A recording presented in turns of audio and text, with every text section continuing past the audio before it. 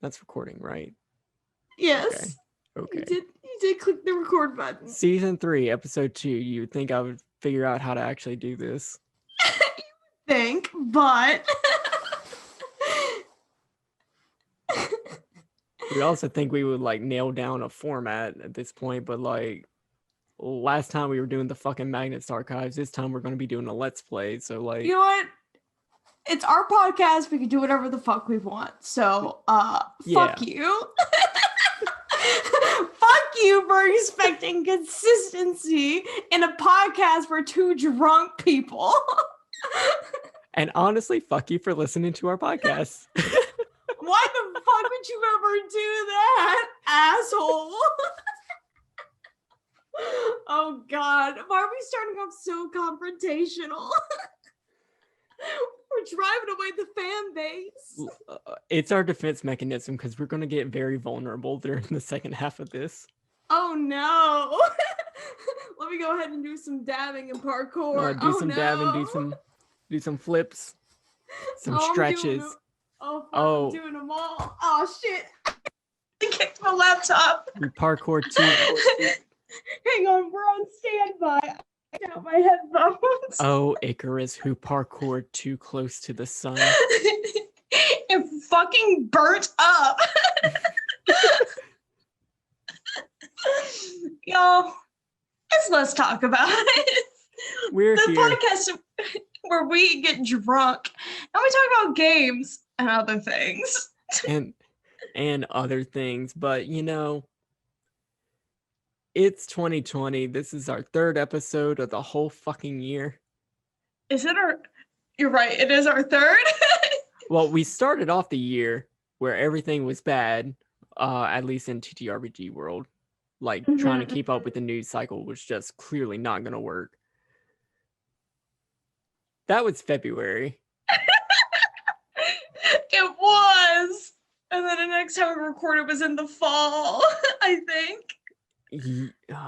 Yeah. Or late summer. I think it was like late September. Okay, yeah. Where we were just being very cautious and we're like, we're not going to say anything about the rest of the year. We're just gonna talk about our feelings and things. And now it's December. You all can't hear this, but I have some lovely winter music going on because I have the game pulled up right now. Oh, excellent.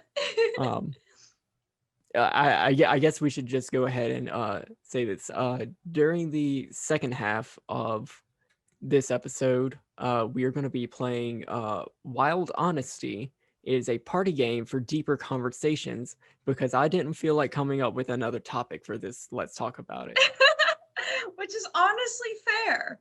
Also, I have never played this game, so I'm like excited, but also very nervous because I don't know what all it entails. So not too long ago, like many of my better ideas, I copied it wholesale from a content creator that I like. The Game Grumps played this one time. Okay. And it's a very good episode, and you know, I want to do that, so we're gonna do it. Your idea? Snatch my idea. Well, you know what? It's okay because the Game Grumps were drunk when they did this, I'm pretty sure. I don't think they were. But you know, we do have some semblance of a format, and you know, before we start talking about all these deep questions that are gonna happen, we need to talk about what we're drinking. Oh shit. Well, I'm drinking a Brooklyn Bel Air Sour Key Lime. It is a dry hop sour. It's very good. But I didn't get this drunk on this beer alone. I also had some brandy and Coke ahead of time. But after one of those, I was feeling pretty whoa. So I said, okay, it's beer time. So that's what I'm drinking. What are you drinking, Connor? So we were talking about this a little bit before, but I had a pretty bad sinus infection just because of a holiday. Well, I say sinus infection. I just had like, something in the back of my throat and in my nose. So I needed something hot. So I I did a sort of different take on coffee. That would be my coffee Kahlua vodka Bailey's thing. Hot vodka. And I actually did, I just poured a cup of black coffee, and put some Kahlua and vodka in it, and sipped on Oh that for a god. little bit, and it did make me I feel better. I'm I don't sorry. know. I don't know if that was I because I'm, significantly more intoxicated than I was when I started. I just had the thought of, instead of pouring like water into like a coffee maker, just pouring vodka in That instead. would be so bad. Hot fucking vodka. That Oh no, no. that would be so bad. I'm getting a little queasy just thinking about it. Oh Oh, no. no, okay. So first off, please do not do that because I'm fairly certain that the vodka would just combust Oh no. because that's highly flammable. Uh, Mhm. I don't know if there was a second part to that. I was just going to say it was Buddy the Elf whenever he's pouring maple syrup, quote unquote, into a black coffee. I watched Buddy the Elf like 3 times. Oh god. I think the only Christmas movies that I have watched this holiday season are uh actually, hang on, let me double check before I talk out of my ass here. No, I think it was just three. I think I just watched no, I watched four, technically. I watched two versions of How the Grinch Stole Christmas. One was the Jim Carrey version, which Yes. absolutely slaps and is honestly the only Christmas movie I want to watch Mhm. at Christmas. The Grinch with The his six, lesbian mothers who our parents never needed to warn us about. yes. And two, I watched the Grinch musical that they aired on TV. That was very Oh, bad. with oh, okay. With the dude from Glee. Yes. Oh, I was It, thinking Sprig the Unmatched, Darren DePaul. I yes. don't think he was in the version that aired, but he was in the musical Oh, at one point. yeah. He was Cindy Lou Who's dad, I think. Oh, well, he wasn't on the one who aired that aired, I don't think. Because the one that aired was just very bad. And it's on Hulu, so if you want to watch it and have a bad time, I highly suggest it. So I watched that. I watched Jingle All the Way, which I've never seen before. It has Arnold Schwarzenegger is the protagonist and Sinbad. And have you seen it? I know that it has Anakin Skywalker in it. Yes, and it has little Anakin Skywalker, baby Anakin from episode 1. And it's all about Arnold Schwarzenegger as a dad who is too busy doing work to be invested in his family. And his son really wants this action figure, but it's all sold out everywhere. And apparently it's based how, like, in the 90s, like, people were fucking, like, mugging each other for Tickle Me Elmos. Mm-hmm. Apparently it's based off of that. I didn't know that was a thing. But yeah, and like Sinbad is like kind of the antagonist because he also wants this doll, but the true antagonist is this motherfucker who keeps trying to cuck everyone in the neighborhood by sleeping with their wives. Ma'am? I'm so serious. This dude keeps trying to fuck everybody's wife by being so friendly and helpful, and he's the antagonist. it's so goofy, but honestly, I really enjoyed it. Yeah, it's called Jingle All the Way. I vaguely remember this movie. I remember my brother liking it a lot. And it came to my mind today because on Reddit somebody like took a made a gif of just the version where he's going in the store and he's asking for the toy and everybody's laughing at him, Yes. except he's looking for a PS5. Ah, that's so applicable. Yes. Nothing new And under the the sun, of course. and the final holiday movie I watched was of course Home Alone, Mhm. which is a good one. However, I hold more nostalgia in my heart for Home Alone 2 because that's the one that was always playing on the TV, right? Mhm. Like always showing on whatever channel. But the only problem is that one has the angry Cheeto in it, and like I know Yeah. he's only in it for 5 seconds, but like, That's too many. too many That's too many seconds. seconds. So I guess I'm gonna have to learn to like the first Home Alone better. But anyways, those were the only holiday movies I watched this season, which is honestly 3 more than I normally watch. I normally only watch The Grinch. Mhm. I watched, like I said, I watched Elf.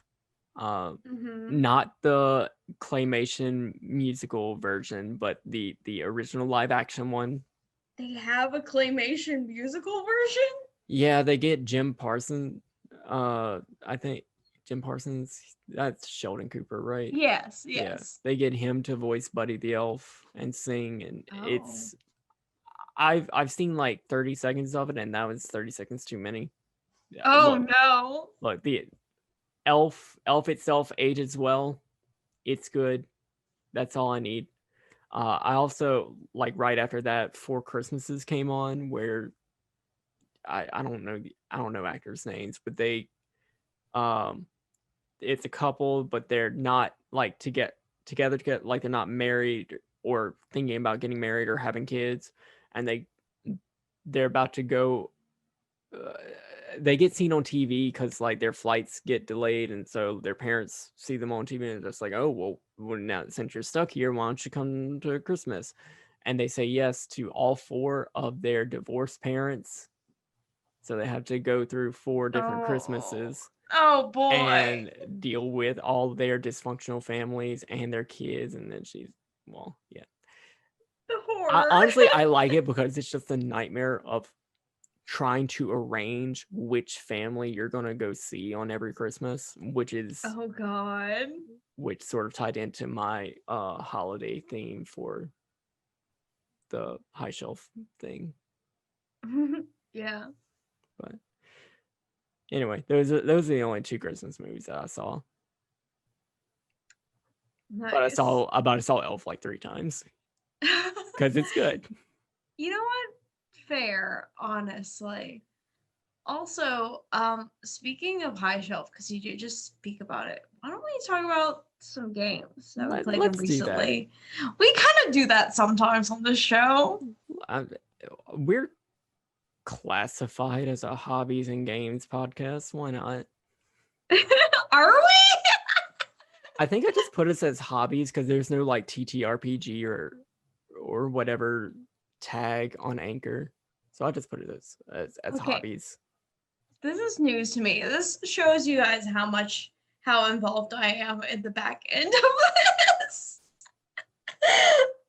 Yes, we are a hobbies and games podcast. Let us talk about hobbies and games. So do you want to start, or should I just continue talking about high shelf? I mean, shit, you already opened up, so why don't you just go into it? Yeah, You lean so into it.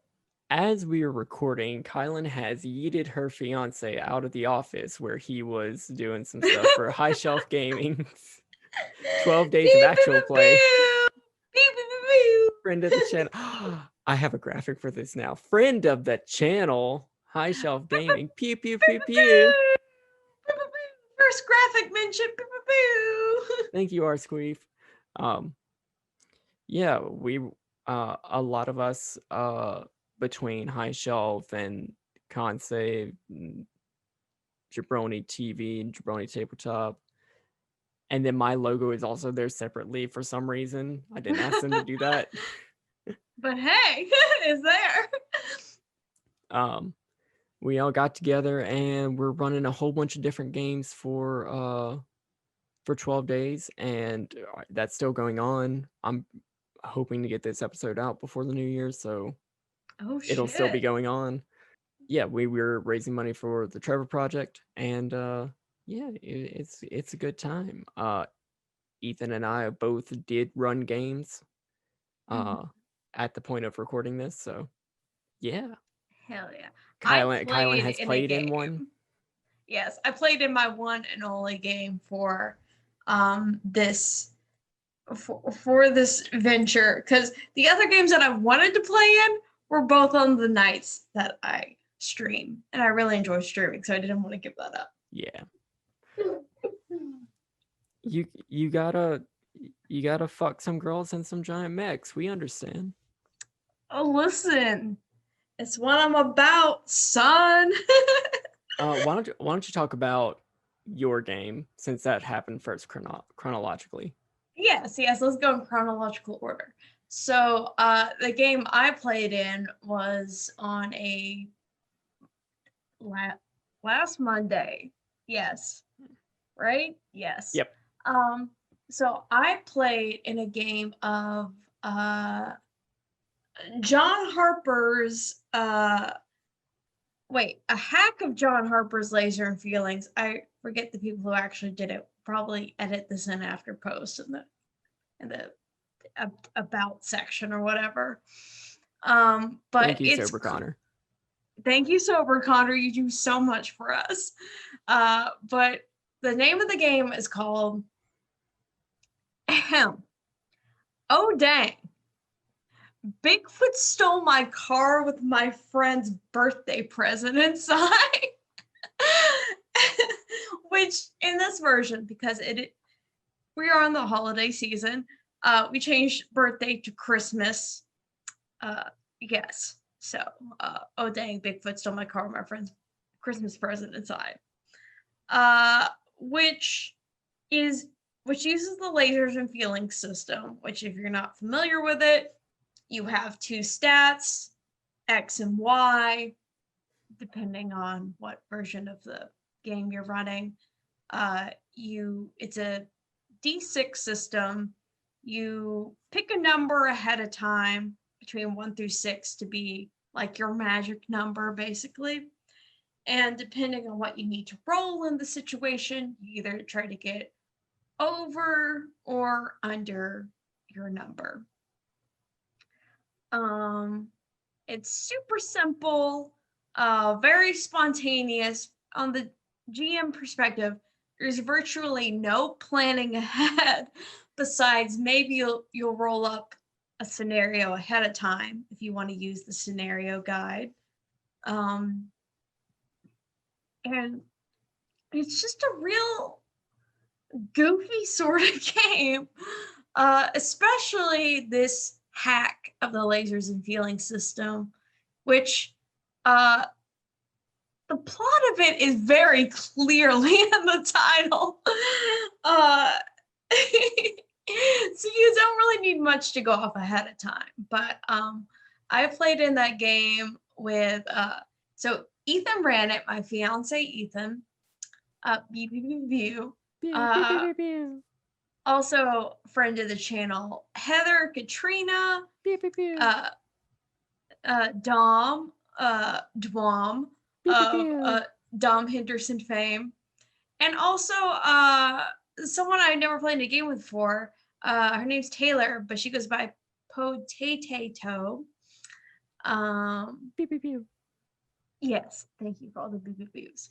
Uh, so we all played in that game together, and it was so much fun. Like it was it was just a wild time. So character creation in this game and other lasers and feelings games works like you pick a descriptor and a role as well as like a goal that you're working towards that's outside of like the main narrative of yeah, I want to recover my car and my gift from Bigfoot. Um, so for example, we had a strong athlete. We had a smooth face. We had a wise driver, and my character was a wacky investigator. And then we all had our own goals. My character's goal, because I love to challenge myself with role play and act outside of my own lived experience, is my character wanted to romance the Mothman. Which, wasn't explicitly included in the plot, but Ethan knows who I am. He knows what I'm about. And like, he already kind of figured ahead of time. I was going to introduce another cryptid into this narrative. So he delivered. And Mothman said to me,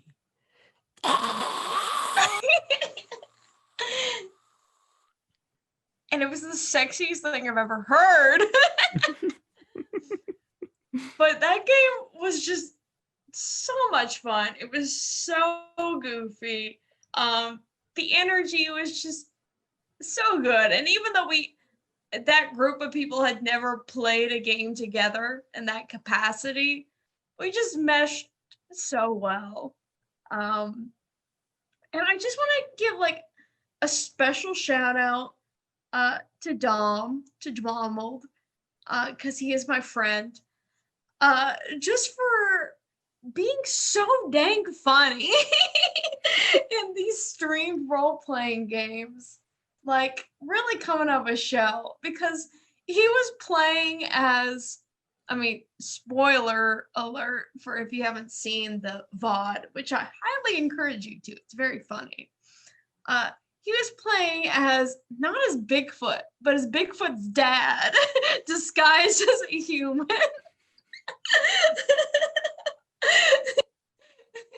He was just so fucking funny the entire time, trying to pretend to be a normal human, but just very obviously fucking it up. And my character, who was like an investigative journalist who specialized in cryptids but didn't believe in cryptids besides the Mothman, was just always like, yeah, this, I can provide a normal explanation for this weird thing this character is doing. Y'all stop being so paranoid. But there was like a whole scene where like he and Ethan were role playing as Bigfoot's dad, and Bigfoot, once we finally got to the part where we confronted him after stealing our car, and it was just so fucking funny, where I was just like, yeah, I would rather stop role playing and just listen to y'all talk in character for the rest of the time. Like, I'm good. I would rather just be a bystander in this. But no, that game was very good, a lot of fun. I highly recommend.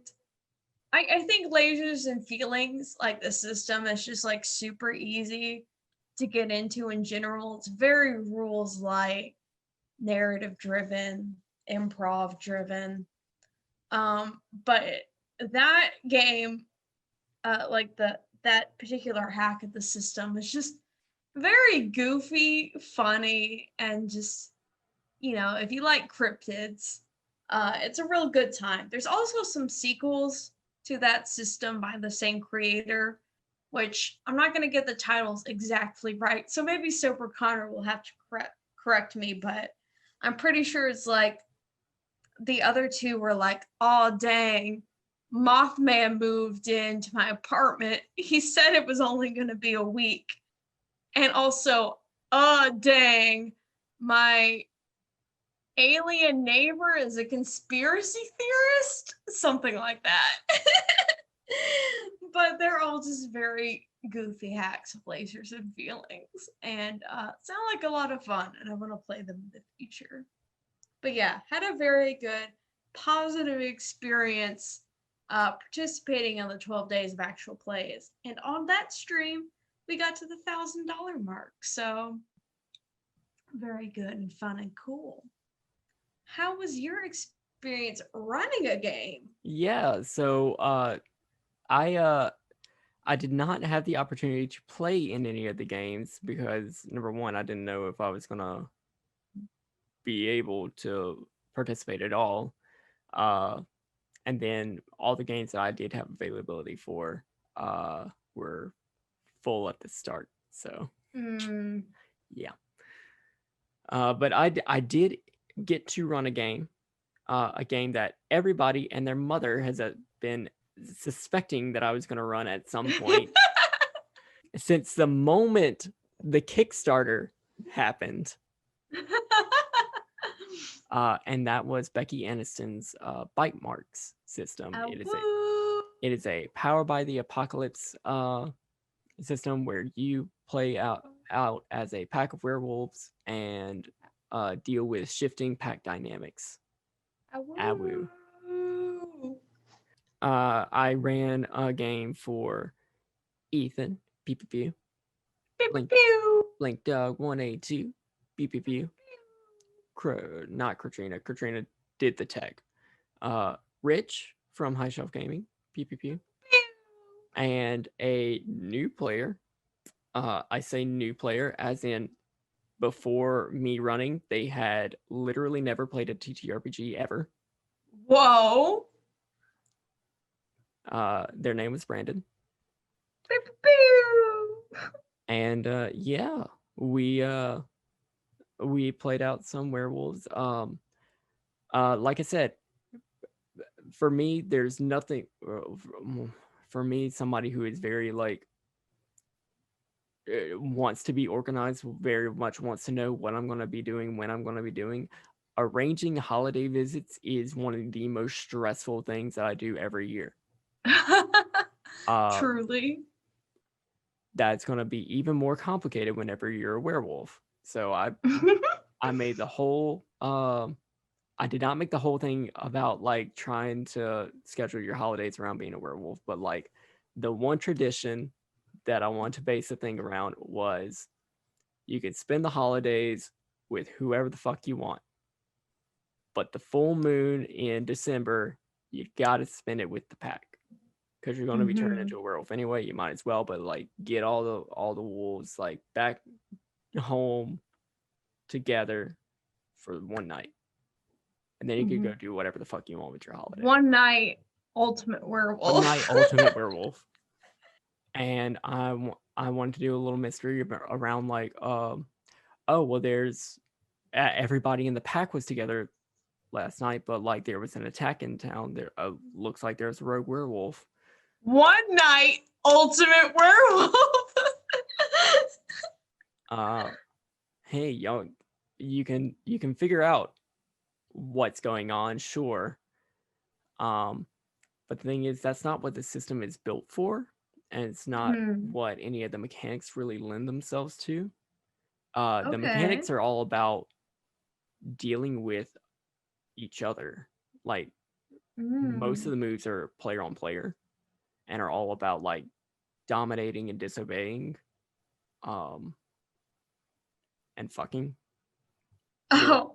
We weren't going there, but no, it was a good time, and there actually was a very, very good point in the game where all the players really dove into like disobeying and trying to dominate each other and like picking apart like, oh, you can't tell me that I can't like have a life outside of the pack whenever you're fucking somebody outside of the pack. Ooh. Oh, don't tell me about like having to stick to all the traditions whenever you use silver on a wolf. Ooh. Oh, it was so tasty. Ooh, the drama. It was so tasty. So even though I guess kind of the story you had set up didn't exactly, from what I'm hearing, mesh with the mechanics of the game, it still managed to work out to where everyone's having a good time. Yeah, like we did resolve the story because like it was an excuse. It was an excuse to get everybody together to serve a common goal where I can pick apart at the little ties in between everybody, and introduce complications from everybody's backstory, the like Brandon, their character, um, unbeknownst to the rest of the party, what did have a relationship outside the pack, Ooh. not to a human, to an angel. Mm. Okay. Which I had to figure out how that was going to work literally the night before. Oh God. Because that was a very late minute addition, but so oh, I was very stressed out about that game, um, like it was an excuse to get everybody together, and everybody did like was interested and did want to see everything through. Like, why does this rogue werewolf smell like the previous alpha who died 7 months ago? Mm. Um, Ooh. it it was because he also had a relationship outside of the pack about 15 to 16 to 17 years ago. Oh Uh, no. and werewolf puberty's a bitch whenever you don't have a dad to walk you through it. Oh no. And like they resolved it peacefully, despite the alpha's orders, and they made a new tradition, and brought the new werewolf baby in for the holidays, and it was good. It was Oh, wholesome. Like that's good. taking in, and yeah, it was a good time. Oh, so how did you like the system? I know you've played in it. How did you like it from the GM perspective? I'll have more to say about the system later, Okay. specifically. I can't talk about that yet. I will say, between this setting up for this game and setting up for the Urban Shadows game, I realize that very little stresses me out than trying to prepare one shots for Powered by the Apocalypse things. Mhm. Specifically because I'm usually waiting on player responses, Yeah.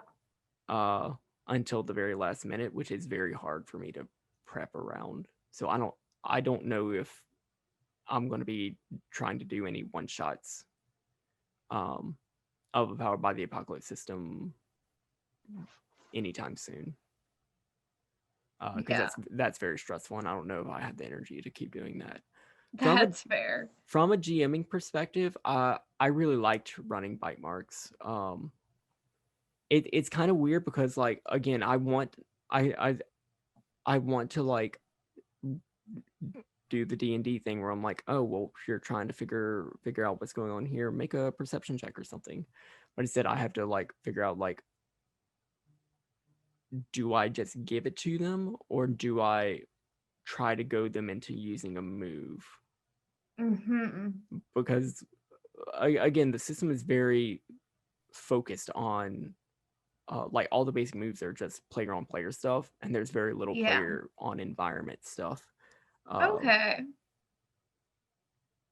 That's so quite different from D&D. it's kind of weird to wrap your head around it, but uh,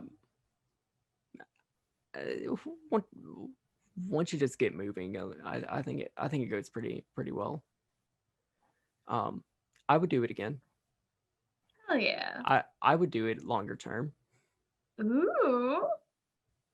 It A might be hard. It woo. might be hard to do it longer term, but mm. Yeah. Dear listeners, if you want me to do stuff for you, at me. We'll we'll talk about it. Hey, on brand. Um, I know you mentioned doing the Urban Shadows thing. Did you want to talk about that right now, or do you want me to talk about one of the other games that I've played in recently? I mean, yeah. Well, since we mentioned it, we talked about this last time. Like, we had sort of mentioned it, but since the last time, just another newer system that we'd run, I'd finally run a game of Urban Shadows, which Hey, you can see on Jabroni TV. yes. It's like 5 hours long, but hey, Yeah, my split it up over a little bit of time, and like it's watchable, it's doable. I wasn't planning for it to be 5 hours. It just happened. Listen, when you get into just some juicy RP, it's hard to stop. Um, that was also very good. Again, very stressful to like set up for.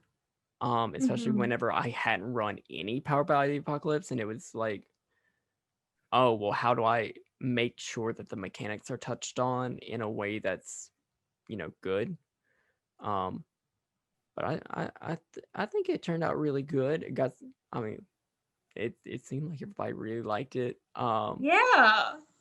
Who was very or friend of the channel, Word Fangirl, PPU, Pew pew pew. uh, was uh very impressed and happy, especially with her werewolf antagonist, uh, who had been taken over by the thing.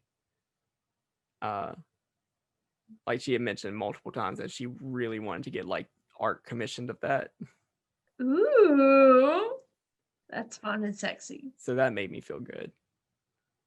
Um, again, very happy with how that turned out. Again, something that I would definitely do again with Urban Shadows second edition whenever that comes out. Yes. Yes, because that's being in the process of being kickstarted right now. I don't think it's ended at this point, The have we? Kickstarter's ended. Okay, it has Yeah, ended. they got I'm out close of to like I think they stopped it right before the God incentive got kicked or got passed. So nope, mm, sorry, you can't play a God yet. haha, unless. uh okay, yeah. I was kind of like in the peripheral of that one because all of my friends and my fiance supported it, but that's the thing. Whenever you are engaged to EJ the Great, Ethan, You who just have all the books. yeah, who kickstarts everything possible. It's just like, okay, I don't have to really be focused, pay attention, and invest money in this because it's coming to my apartment in a few months' time. But yeah, no, I gotta say, Connor, I'm really just impressed with your, I don't know if courage is the right word, but we'll go with it, to run Urban Shadows as a one shot when that game is designed to be more of a campaign type Yeah, thing. yeah. Let me go off for a little bit. Oh shit, he's I about to go off. okay. I hear so people all the time. Well, I see people all the time. From the depths of Twitter, just yell out, "Play something other than D&D," which it's fair. You absolutely should expand your horizons and view other systems and everything. But they say, "Play something other than D&D. It's not that hard. That's what one shots are for, honey." Honey, Honey. one shots are not always the answer. Not every system is built for one shots. Urban Shadows specifically is not good one shot material. It's really not. Urban Shadows, the three pump chump. And Urban Shadows one shot is a 3 pump chump. You heard it here. Quote us on it. But no, I'm gonna seriously. cut out the first bit and only leave Urban Shadows is a 3 pump chump. Excellent. Because No. nobody needs to hear that first bit of me. Okay, go ahead. That's 100% the case though, because so much of it is setting up like all of these NPC connections of world building, and like the thing about Urban Shadows is like it's a political drama. I mean, yeah, sure, there's like, the fantasy elements of like, the supernatural involved, but it's a political it's a political game. And those types of games are built best when you have multiple sessions to draw out the threads and the themes of that. So it's real tough to fit all of those mechanics into a short form game, into a one shot, which Connor was like, yeah, I'm gonna do that. Which, don't get me wrong, it was enjoyable. It was a fantastic experience, but definitely challenging Yeah, to DM. challenging, stressful, definitely. I don't know. I think we had everything set up for like everything to really get resolved after one night, at least your character connections. But yeah, there really wasn't a lot of like power playing or anything Mhm. that we could have gotten into and really let the game shine if we had more than 5 hours to breathe. But yeah.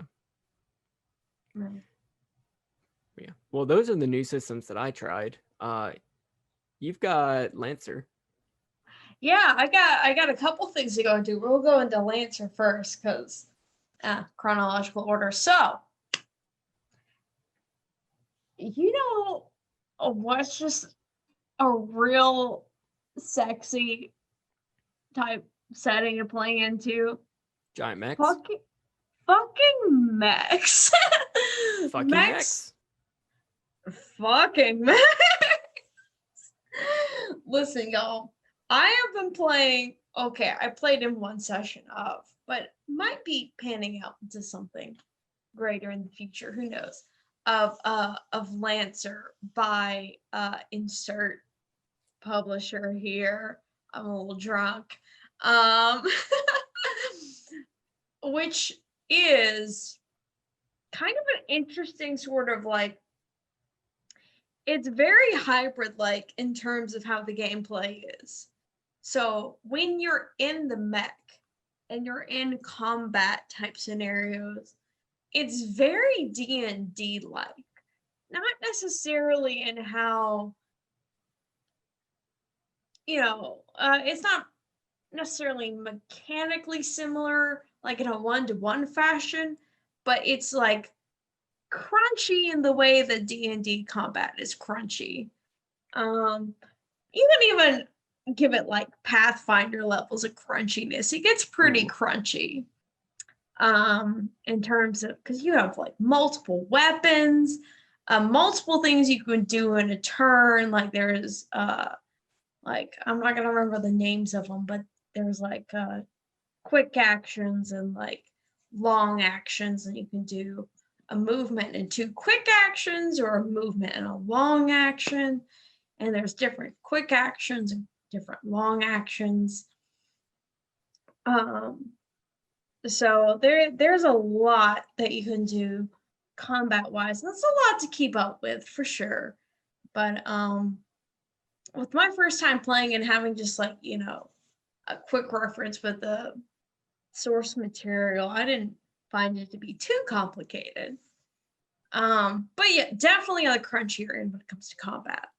But when you're out of the mech, it plays much more narratively like a Powered by the Apocalypse type game, in which like you have like skills or like traits that you specialize in, and when you come across a solution, you say how you want to, or not a solution, like a problem, I guess. You say how you want to tackle that, and you kind of roll with the skill.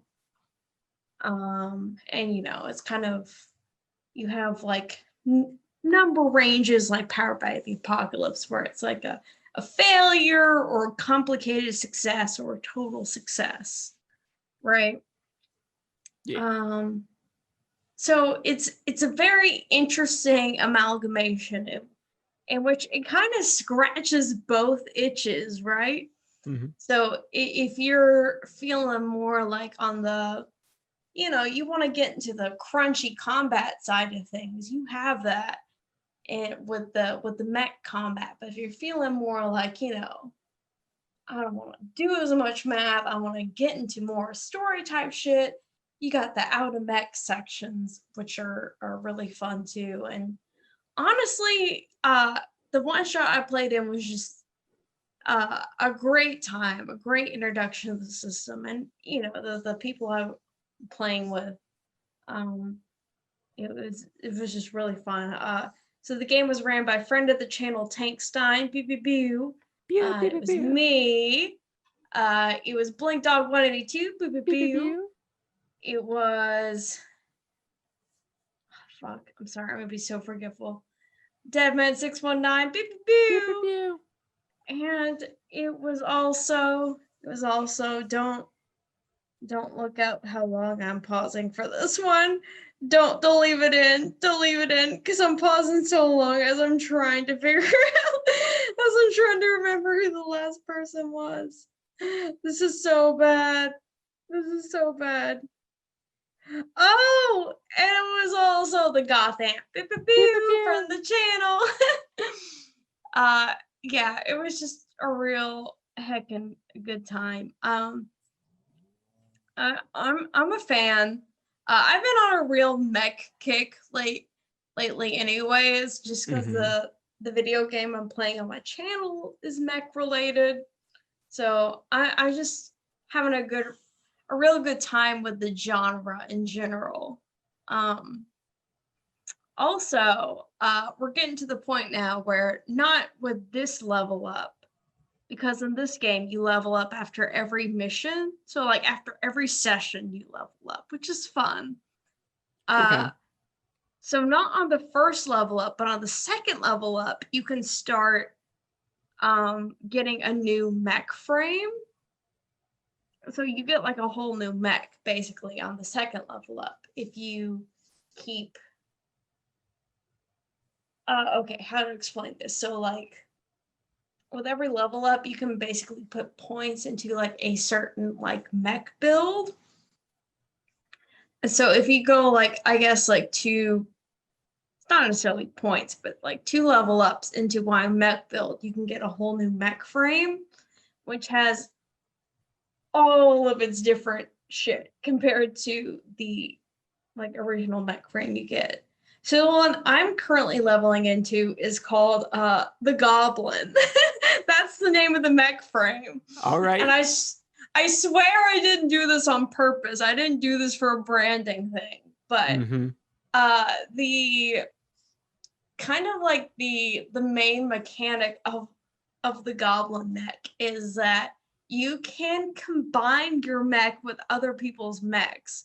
Kind of um like the Crash Team Racing game, not the one that I always harp about that's so good, but it's Crash Tag Team Racing. That's the one where you combine your cars with other people's cars. So it's kind of like Double Dash, only except you can uncombine at any time. It's that one. So that's what the Goblin thing is. You can combine with other people's mechs and uh, you can use each other's stats. You can uncombine and blah blah blah. It's very interesting and cool and fun, and I can't wait to dive into that.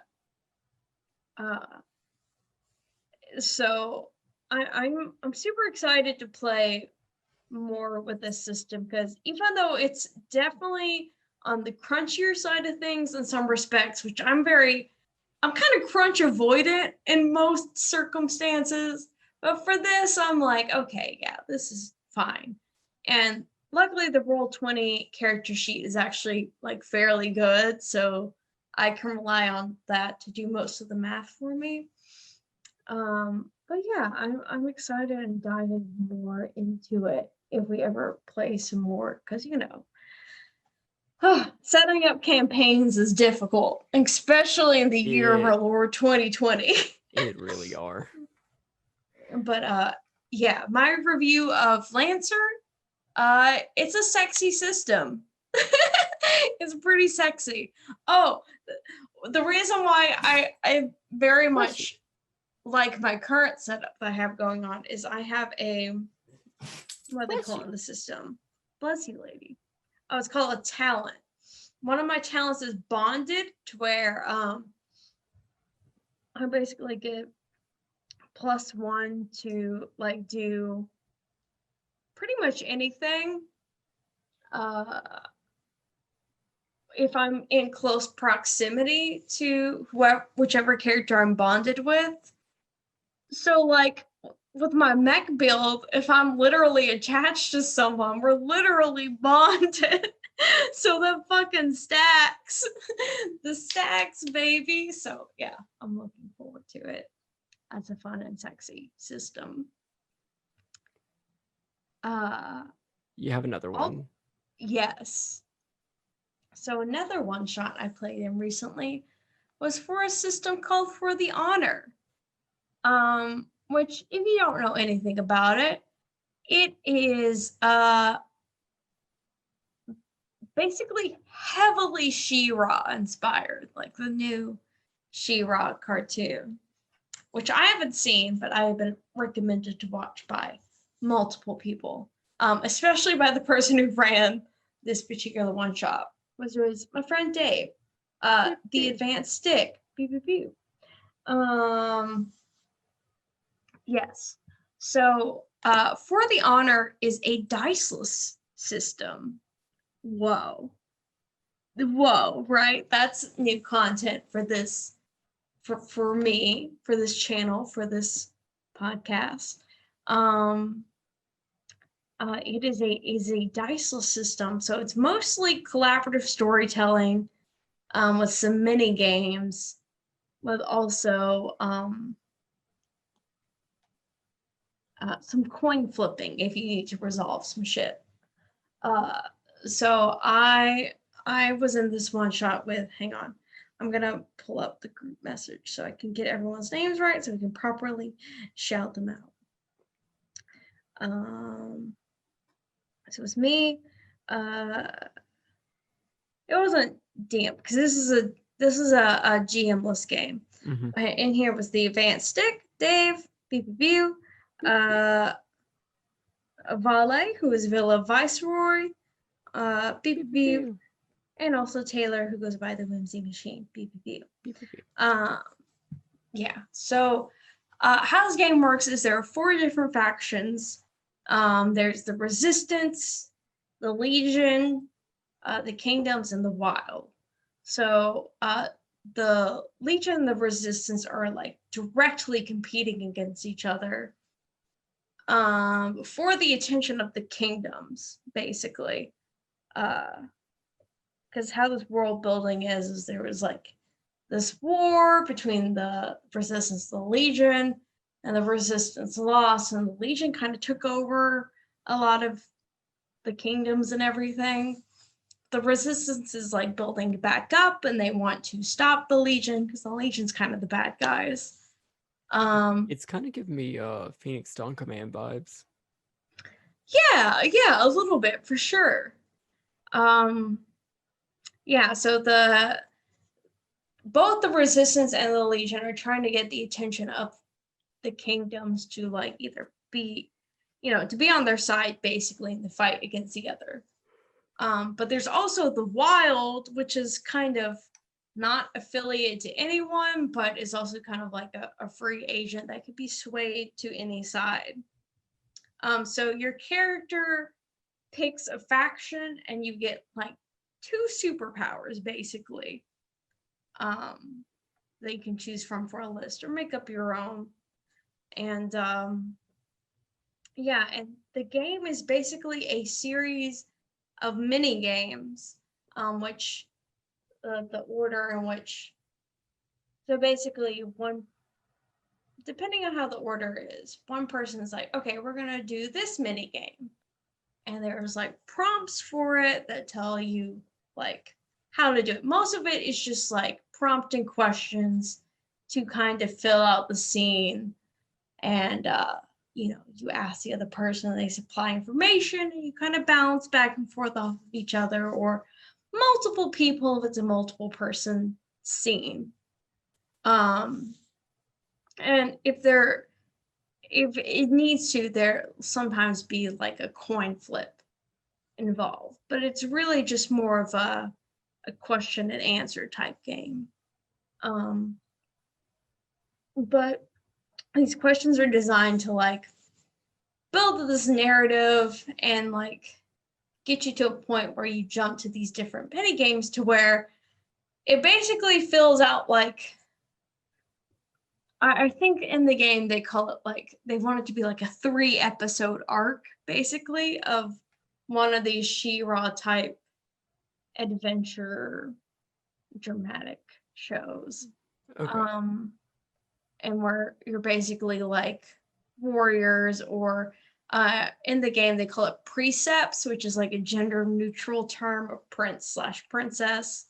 So like your magical warriors, you know, fighting against evil or good, or you know, and you're doing things like you know, exploring, fighting forces, and going to balls.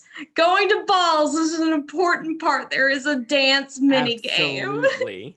Absolutely. And honestly, the dance mini game was the most fun out of all the mini games I did.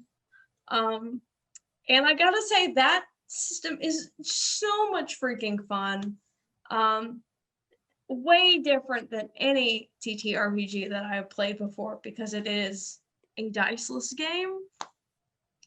But no, just if you get with a good group that just loves to improv and like can bounce off of each other, it's so much fun.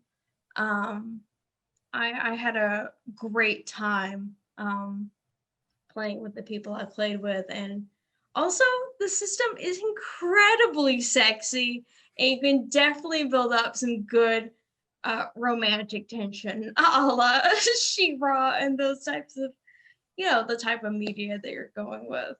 But I definitely had a fantastic time with it.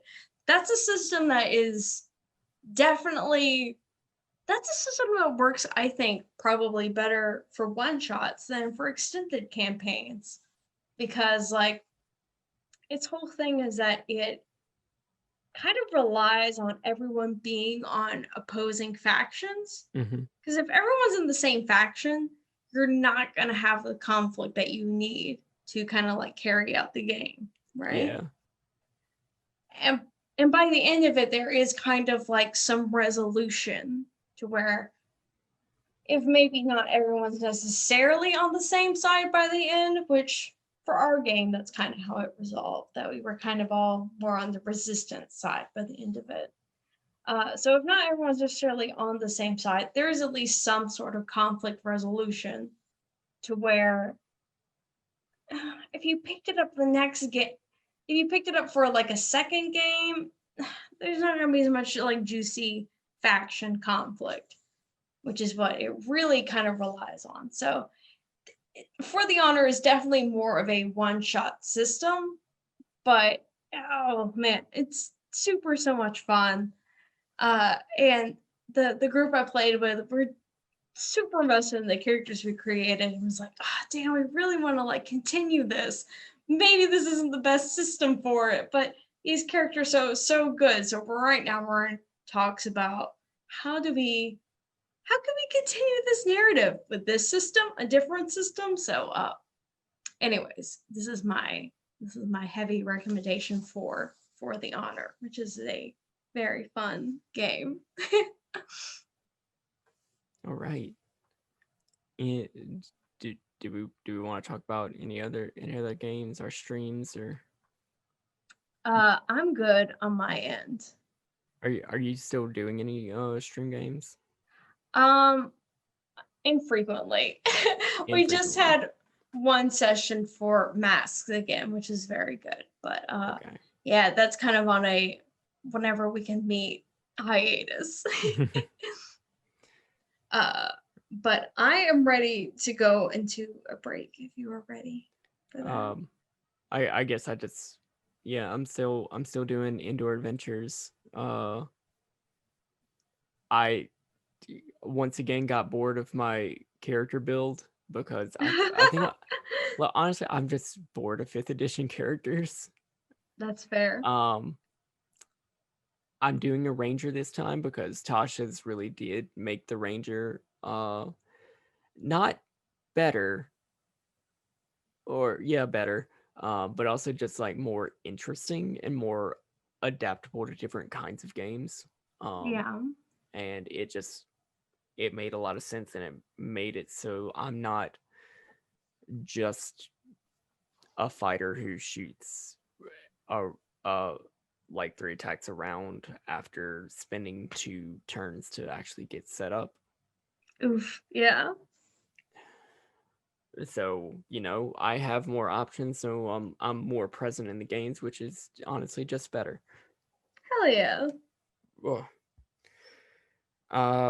I'm still running the Tyrant Security game. I think we're pretty close to finishing that. Um, Ooh. like we've got most of the pieces of the orrery. We just got the location of the last one um after trying to infiltrate a dwarf stronghold by possessing uh a group of dwarves who were going in there, uh Oh. who were going there to get married. So we had a nice like body swapped, oh, we're getting married sort of thing. It was a very fun episode. I highly suggest everybody go watch it. Unfortunately, Ethan couldn't be there for that particular one, Rip. but it turned out very, very good. And honestly, that was like out of I praise the Acquisition Incorporated adventure a lot. There are some missteps like a foot fetish room, and I didn't realize after reading the keg robot that the implication is that it is peeing on people Oh in its attacks. no. I'm like, oh, that's funny. The robot has a dick. That's what its little nozzle thing is. Um, and oh well, what would a keg robot's attacks be? Well, clearly spraying beer on people. Oh, I Oh I no. didn't put the two together until it The was actually in truth. combat. Oh no. But the scenarios that the adventure puts you in are honestly more unique and just interesting than any of the other things in just Wizards of the Coast published stuff. Um, I think the next time when we're going to come back, we're going to go find this last piece of the orrery, which is in a lich's casino. Ooh. Casino mission, baby. Um, but yeah, it's very good. Uh, if if you like D&D 5e and want to go through a really fun and cool adventure, or just want to like see what a good adventure is that's not fully published by Wizards of the Coast, the Acquisitions Incorporated book is very good, in my opinion. Hell yeah. Um, and then uh, just had one of probably many session zeros for another stream that'll start next year Ooh. on Open for Adventures channel. Ooh. Okay. A short term thing, but Yeah. it will be more fifth edition. But hopefully this is going to be a different. Well, I'll be playing a very sort of different game than I'm used to. Mm-hmm. So hopefully that gets me out of my fifth edition funk. Good. So All yeah, right. but yeah, we're gonna be back in just a little bit to talk. Well, to get wildly honest. So yeah, Oh shit.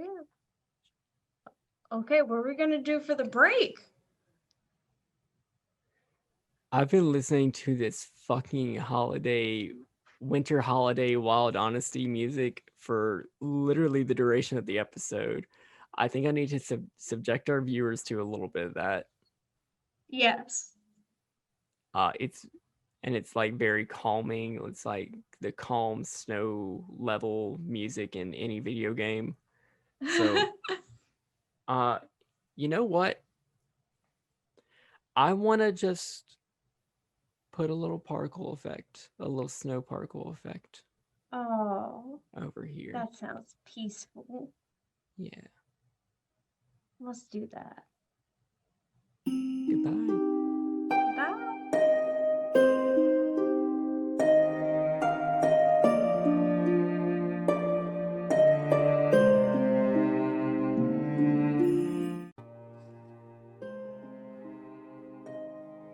All right, welcome to this special Let's Talk About It Let's Plays.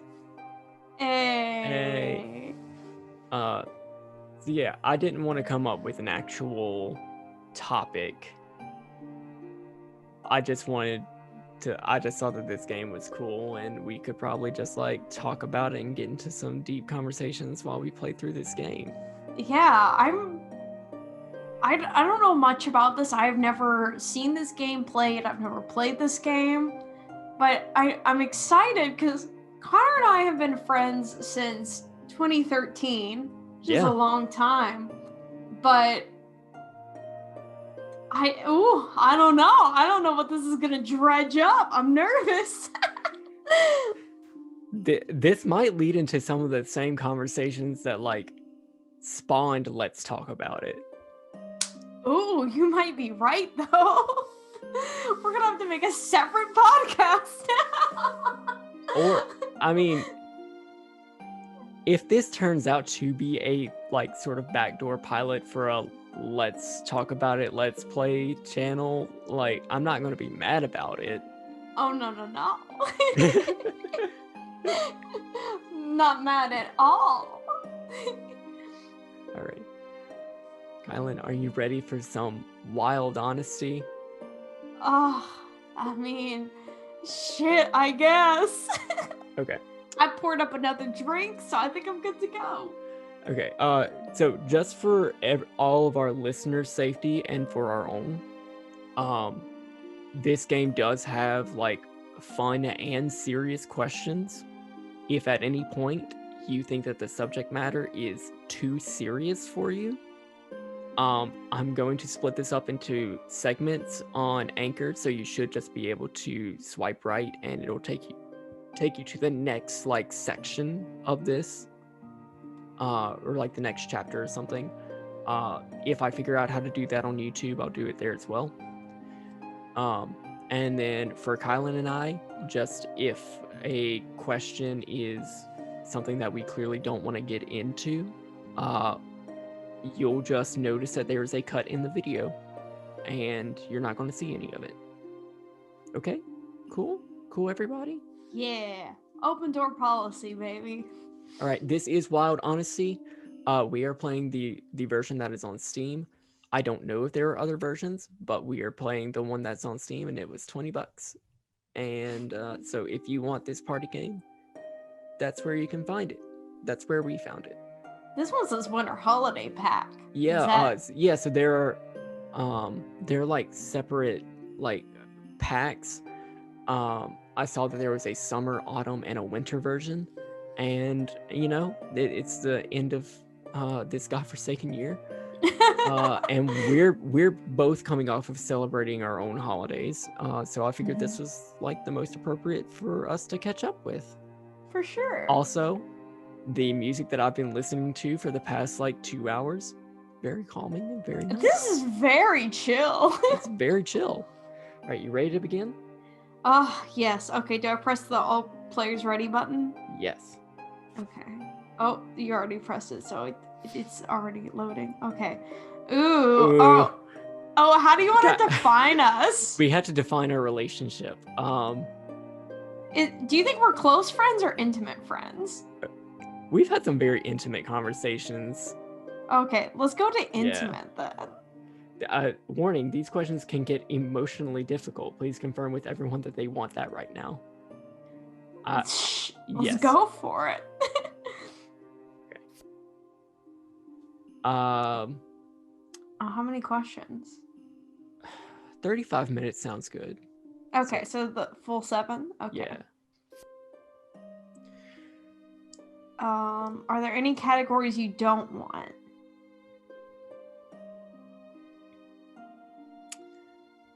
Are you good with faith and loss? Yeah, I'm fine with any of these categories. Okay. All players Okay. agree to these categories. Damn. No holds barred. No holds barred. Y'all are getting the most intimate friendship, the most varied category. I'm going to be the first player. That sounds good. Since I do have a little bit of knowledge as to what this game is. Yes. So let's see how it's done. Oh boy.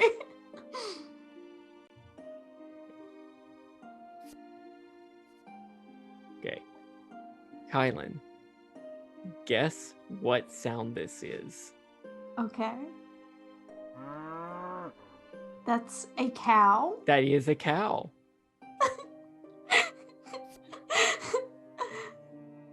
Wow, I'm so good at this game. Look at that cow. Those are some good cows. Okay. All right, that took me off guard a bit. Okay. Okay. Kylen, what was one high point from your day so far, or where you felt some kind of warmth? Ooh. That's a good question. So I got 2 of them for like 2 different reasons. So like one, I got my nails done today, which I had not got my nails done in a very long time, so they were like very cracked and broken, and like whenever my nails are kind of fucked up, I fixate on them. It becomes like almost like a negative source of like focus for me, because I'm like, oh, my nails are fucked up, so I start like picking at them. Yeah. So whenever my nails are done, I'm like, oh, I don't have to worry about this. I don't have to focus on this. So it's really kind of like a mental relief for me when my nails are done. Plus, when I look at them, I'm like, oh, pretty, which is very good too. Secondly, just a real nice warm part of the day for me is so like Ethan and I, we're very kind of like, we're very like in our relationship, we're like, we like to spend time apart. We like our alone time. Mm-hmm. But when we come together, it's also very nice. So like there was one point in the day where he came out into the living room, we kind of like talked and stuff and chatted, and then we just got like some good cuddle time in. Yay. Which is always very nice. So I appreciate that about our relationship, to where we can do things apart, but when we come together, it's also very special because we spend time together too. So those are my high points of the day. Yay. I totally agree with you on the nail thing. But as a horrible nail biter, it gets a little rough for me. Yeah, for sure. And I've never actually gotten my nails done, so there's just no relief for me. Oof. It is the next player's turn. Oh, I am the next player. I click next screen. Okay. Okay. Ask the other player guess what the sound is. Okay, I'm gonna play this sound for you.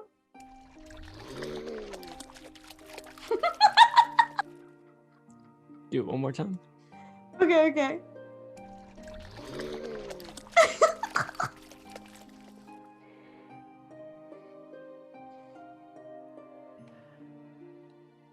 Well, clearly there's water there. I don't know. Yes. The like growl, the roar.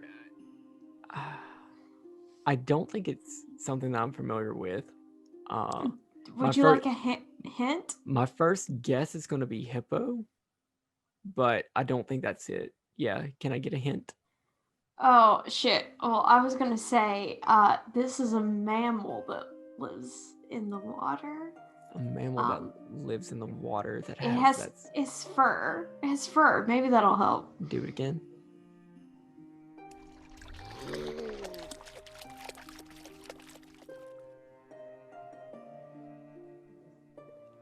So beaver and otter come to mind.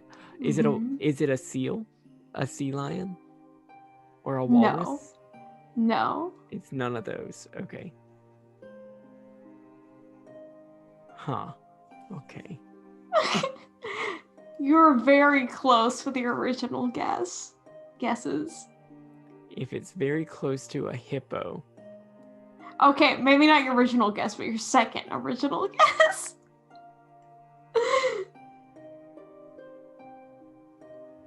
was my second one an otter? You said two things in there.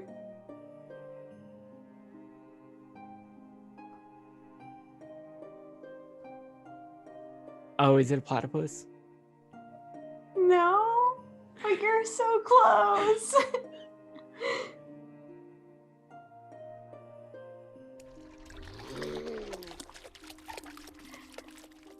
Damn, Connor, you're so close. I said a. Did I not say a beaver? You did say a beaver. But you said it. You were like, oh, it's either a beaver or an otter. So it didn't sound like you landed on the answer for sure. It's a beaver. Yes. Okay. Okay. Okay. Yes. Okay. Now I can reveal the answer. Yes. It's a beaver. It's a beaver. Okay. Okay. And now I play next screen.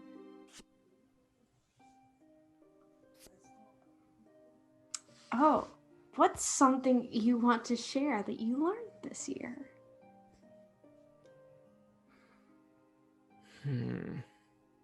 I don't have a lot of uplifting things to share this year. Mm-hmm. One thing that I do want to share that was a pretty hard lesson this year. Uh, Clearly a lot of us feel, more alone and isolated this year, and that can lead to a lot of like um, negative feelings, or like even getting borderline depression, exacerbation of a lot of psychological disorders that we didn't even know we had. Consult your doctor about everything, and make sure that your doctor is accessible, um,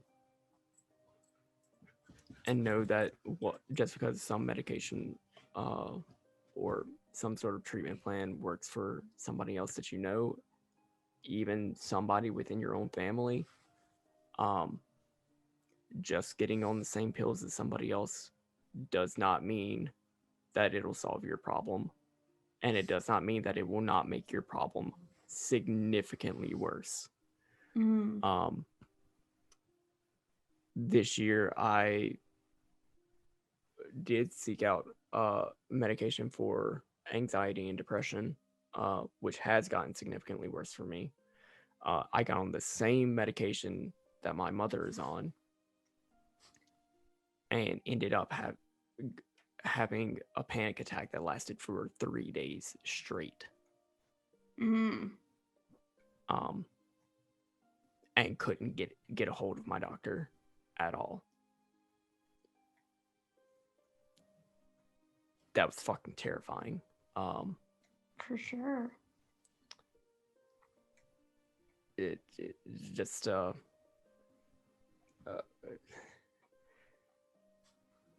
before you try anything like that, just like make a plan. Make a plan. Be able to like talk to somebody. Um,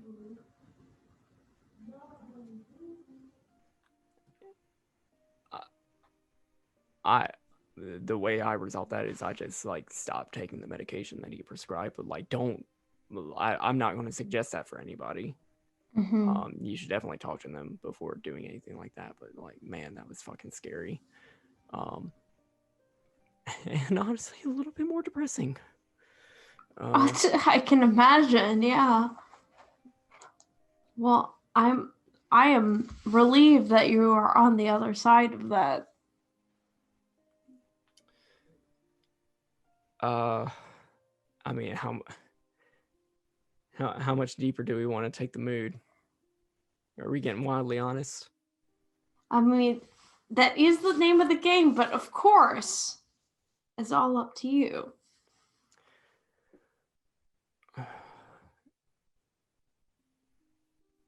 Between that, which honestly might be coupling with ADHD, I don't want to prescribe like diagnose myself with that, but like I think this year has exacerbated a lot of like attentiveness disorders, and man, a lot of people are making ADHD memes that are hitting some way. God, truly. Between that and the migraines that I've been seeking treatment for, to spend a lot of money and time for a doctor to tell me, "Yep, you have migraines." Multiple specialists. Yeah, we can give you medicine that like might help, but maybe not really. Mm-hmm. It sucks asking for help for all of these problems that I'm having and knowing that nobody can do anything about it without making the problem worse. Mm-hmm. Okay. So I feel like I've just gotten complacent in disappointment, and that's not a good place to be. Yeah. And I don't know what to do about it because every time I ask for help, I end up making the problem worse or just wasting a whole bunch of money. Fuck. That sucks. So that's not a lesson that I want to share with everybody, but like fuck, man, it fucking sucks. Yeah. Goddamn. For sure. Oh. I think that's enough of this question. I'm tired of this question, Grandpa. Do I click next screen? Is that what I do? Yeah. Okay. Okay. All right. Kylen, guess what this sound is? Okay, I'm ready. That's an owl, right? That is an owl. Damn, I can't believe that you got fucking beaver, which no one knows what a beaver sounds like, and I've gotten cow and owl.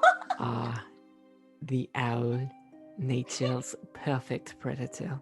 Okay, let's see what this question is. When did you fall short of the person you want to be this past year? Oh, man.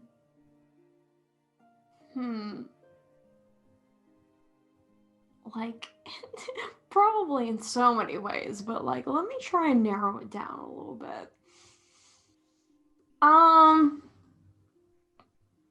So I think a fatal flaw of mine is that like I have a pretty short fuse when it comes to my temper, but like in a way that like it never happens when I'm like at work or like in front of people I don't know that well. Which my work is pretty like emotionally demanding. Yeah. Because I work with very traumatized kids. So it's just a very emotionally and mentally demanding situations, for 40 hours out of my week. But I never seem to like get mad or explode. until I'm around the people that I like actually truly care about, which sucks because most of the time, not all the time, I mean, most of the time, it's not anything to do with them. It's just kind of like, the needle in the haystack, right? The Mhm. straw that, not the needle in the haystack, the The straw that straw broke the that broke camel's the back. camel's Yeah. Yeah. So it's just like, fuck. Like, I hate the fact that I just got like so mad at them for like almost no reason. Sometimes it is a situation to where, it is something where like my emotions are justified, but not the level of my response. You know what I mean? Like, it's okay for me to feel this way, but I shouldn't have taken it out as like much as I did. So like I guess I fall short in that like I'm taking my emotions out on the wrong people and not like, finding a better outlet for that, I guess. If you know what I mean. Yeah, I completely understand that. Mm-hmm. Was that pretty recent in the year? I mean, it's a semi-constant for sure. I mean, like during the summer, it wasn't a big deal because like I wasn't working during the summer because I was furloughed. So it was like kind of less of a thing because I don't have like as much like emotional stress piling on. But whenever I am working, I'm working. It's like I said, it's a huge emotional and mental demand. Right. So like by the end of it, even the like littlest thing can set me off at the end of the day, just because I've had to like put up with like everything in the workday, and like try not to let it get to me. So like when I'm around people I'm more comfortable with, I'm more likely to like, pop off on them, right? Right. Which is like terrible. Yeah. But like that's just the reality of the situation. So like I guess it's been more of a constant for this last quarter of the year because I, came off this period of basically being unemployed. Mm-hmm.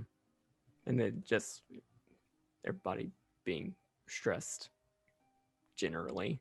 Oh yeah. Pandemic stress has not helped Pandemic whatsoever. stress.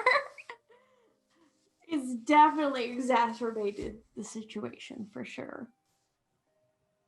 All right, ready for the next question? Oh yeah. Okay. Let's see. Oh, I am. Okay. It is my turn to play noise for you. Oh my god.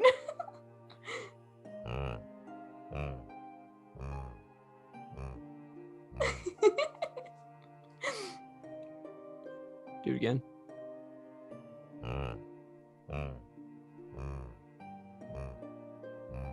Is it a deer? No, it's not a deer. Is it a pig? No, it is not a pig. It is something with long fur and long horns.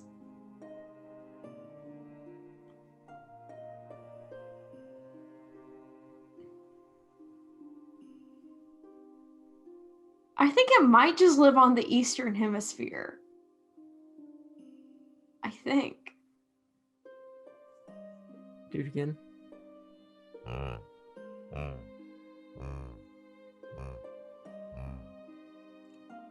A gazelle?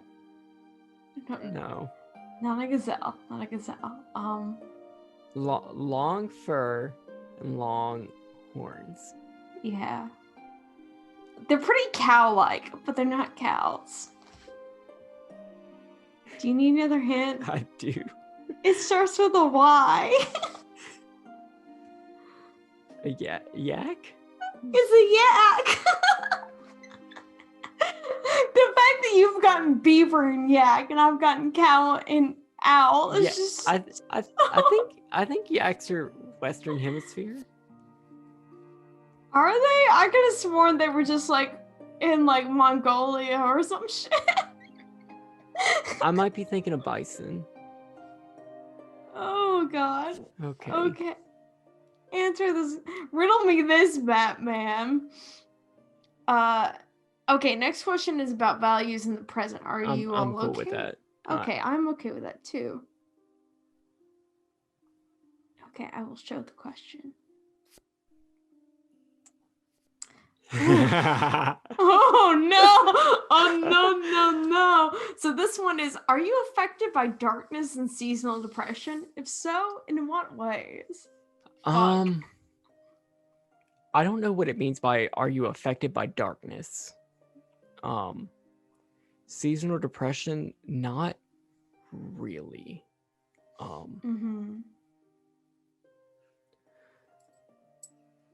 No, not really. I think I'm just affected by general depression. Okay. Again, undiagnosed, and treating it has only made it worse. So, yeah, I just, I don't think there's anything seasonal. Like, I don't get like particularly worse during the holidays. If anything, just like in the winter holidays, the stress of like trying to figure out where I'm supposed to be when just makes me a little bit anxious. But no, not depression. Yeah.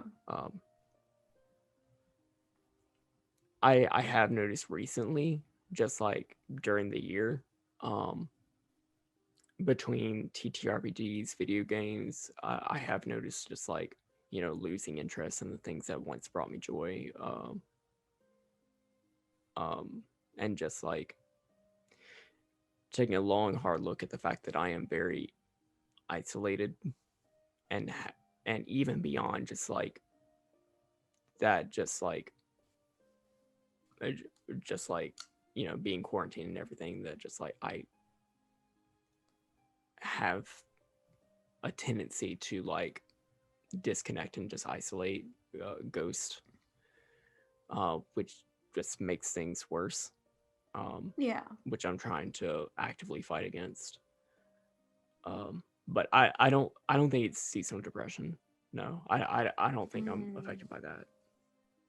Yeah, I know on our end, both me and Ethan are, we have our own, slew of things going on. But one thing that really gets to us is whenever, like, we get closer to the winter solstice, right?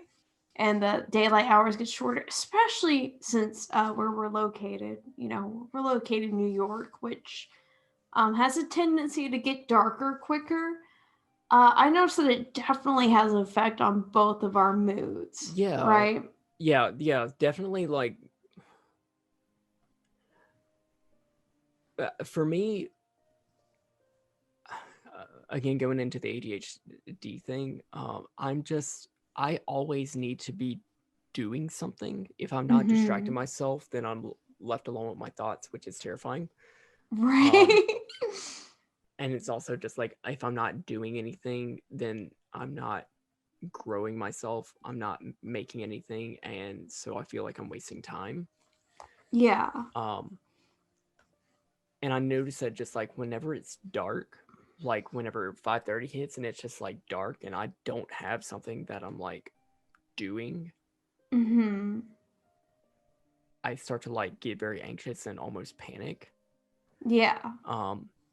And if and that's where I'm starting to get into the like, I can try to play video games or prep for a TTRPG, but I'm sort of losing interest in it.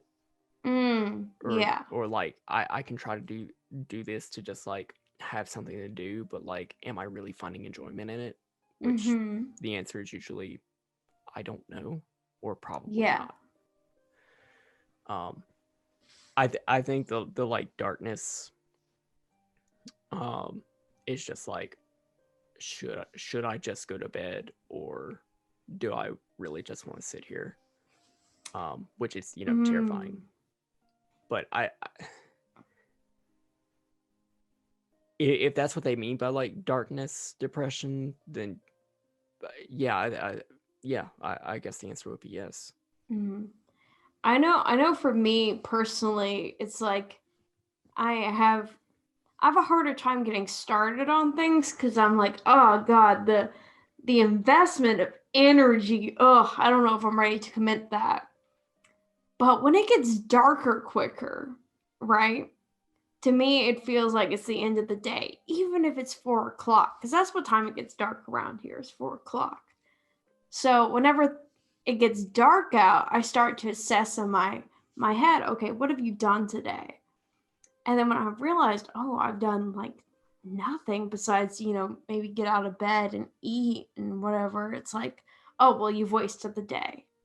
Especially if it's a Sunday. Because then it's like, okay, this is the last, weekend day Yeah. before, I got to go back to work again. It's definitely like a, the Sunday afternoon panic is real. Oh, God. It's like, yeah, you've wasted your whole day.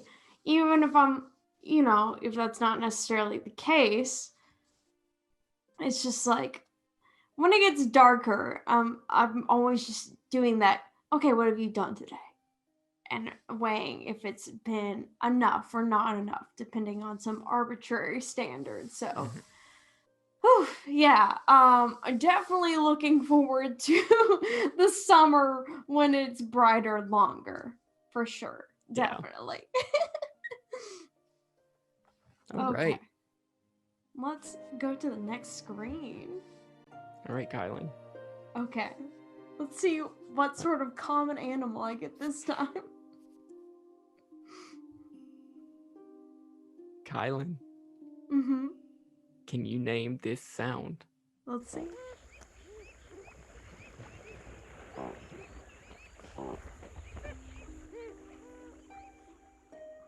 Okay, fuck. Can you give me a hint? I can't give you a hint. Bye-bye. Is it a pelican? It is a pelican. That was such a good hint. Bye-bye. I didn't know pelicans make noises. That's so good, though. If you don't get the context, watch my Pokemon Mystery Dungeon playthrough. It's very good. The next question is about the past, friends, and family. Are you okay with all that? Yes, I am. Also, I'm laughing that there's a T-Rex skull as the icon for that. Are you ready to dig up your fossilized past? Have you ever let down someone you cared about? What was that like? Oh, for sure. Okay, I guess the thing that, like, most comes to mind with this, because it did preface this with, like, family in the past, was, so, like, for some reason, well, I say for some reason, I kind of get why. There was kind of a unbalanced expectation for me to make better grades than my siblings, because I showed that I had the propensity for that, to which my siblings, like, they did well in school, but, like, I just did better. So while, like, it was okay for them to make, A's and B's and the occasional C, my expectation was to make all A's, which I could do for the most part, but, like, there were some, like, occasions, like, math was always a subject of mine that I was pretty much in B territory for. So, like, whenever the report cards would come out and I'd have, like, a B or maybe a couple B's on there, depending, my parents, my mom especially, would get kind of, like, mad at me and, like, almost kind of give me a cold shoulder for a little bit. Which I was like, it's not like I did this on purpose. Why are you mad at me? I'm doing things to the best of my ability. I think it was really crystallized whenever so the first time I took the ACT, and I'm not saying this to like brag or anything, Right. but the first time I took it, I got a 32, which is a pretty good score. Yeah. But my parents wanted me to take it again, like just to be sure, because when it comes to those things, the higher score you get, the better scholarships you get, et cetera, et cetera. Mm-hmm. Well, the second time I took it, I got a 31. And my parents were so mad at me that they didn't talk to me for like a week, which, kind of fucked me up because it was like, I didn't Yeah. do this on purpose. I tried to the best of my ability. A 32 and a 31 are incredibly good scores. But it was just one of those things where it was like it just wasn't enough for them in that moment, even though it was really good and I was doing the best that I could. So I like let them down in that sense, but in like what the fuck, this wasn't entirely my fault kind of way. You know Yeah. what I mean? No, I know exactly what you mean. I had someone else who was held up to those honestly unrealistic expectations. Mm-hmm. Uh yeah. All throughout high school and everything, having to take the ACT multiple times. Just like honestly suffering anxiety every time I got anything that was less than like 90% on Oh, for anything, sure. or actually 95%, because in middle school B started at 94%, Oh, fuck. which is a fucking joke. Right. Like it the the emotional repercussions of gifted students Oh, for sure. not living up to their hard ass parents' expectations is extremely traumatizing.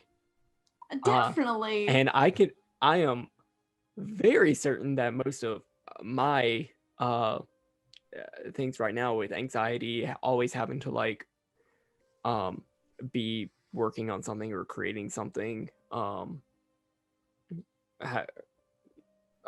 I can definitely trace all of that stuff back to the emotional trauma of trying to meet my parents' expectations for all of that. So yeah, I can absolutely understand seeing that as like letting them down, Oh, because that shit's definitely. traumatic. For sure. For sure. That gifted kid burnout. It's real. All the shit associated with it was real, to the point where I'm just like, if my kid shows any like, above average potential, I'm gonna be like, no, don't put them in GT. Don't put them in anything. Just let them vibe.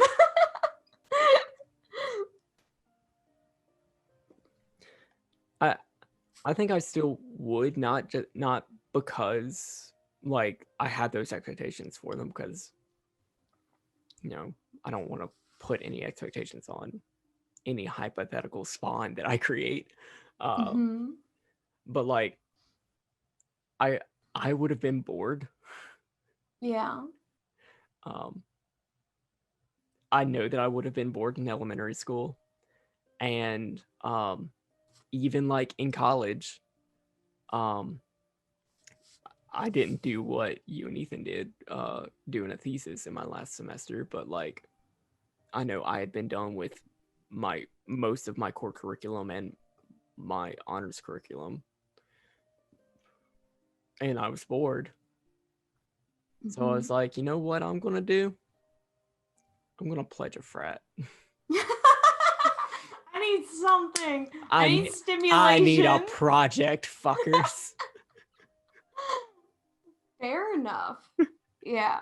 Um, No, just so yeah. like I would, yeah, just make sure your kid has something to do. Yeah. But just like, finding the balance between giving them something to do and like don't let them be being a bored, but hard ass don't about it. traumatize your kids. Don't traumatize your kids. The let's talk about it motto of the day. Don't traumatize your kids. And on that note, Okay. I'm okay. Now I'm gonna share something with you. Hopefully this is a common animal. What you're about to hear. Okay. I'm about to play a sound for you. Guess the sound.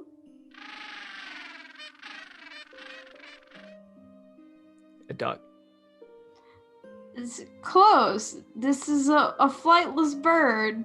Penguin. Yeah! It's a penguin. Yes, It's penguin. happy feet. Alright, let's see it. Honestly, while we're going through these animals, like the yak, I thought it was a deer. The penguin, I thought it was a duck. I'm just going off of my brother's fucking animal calls. The southern jumped out. And honestly, whenever the Game Grumps went through this, one of their things was like, I'm pretty sure one of their things was like a baby alligator, which is Oh my a sound that God. I am very familiar with. Okay, but baby alligators have the cutest little cries. Meow. Meow. Yes! Meow. They're so adorable. I just want to pick them up and hug them. Also, are you okay with a question about the past and friends? Yeah. Okay, I gotta dig up my T-Rex fossils. All right, let's dig up them fossils, baby. Here is your question. What was a time when you came through for a friend in need? I mean, I like to think that I'm, you know, people can count on me for stuff. Like Camille open for adventure, last minute needing somebody to run tech, jumping in, doing stuff for that. Or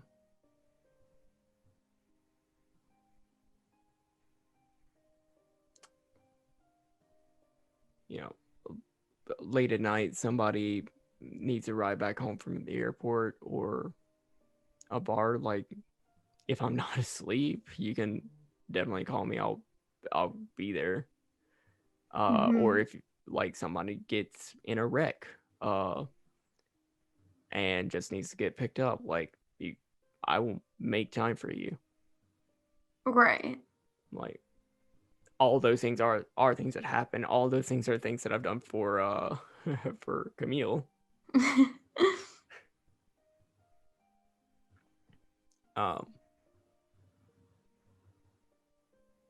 Yeah, I'd like to think that I'm somebody that you can depend on to come through if you need me.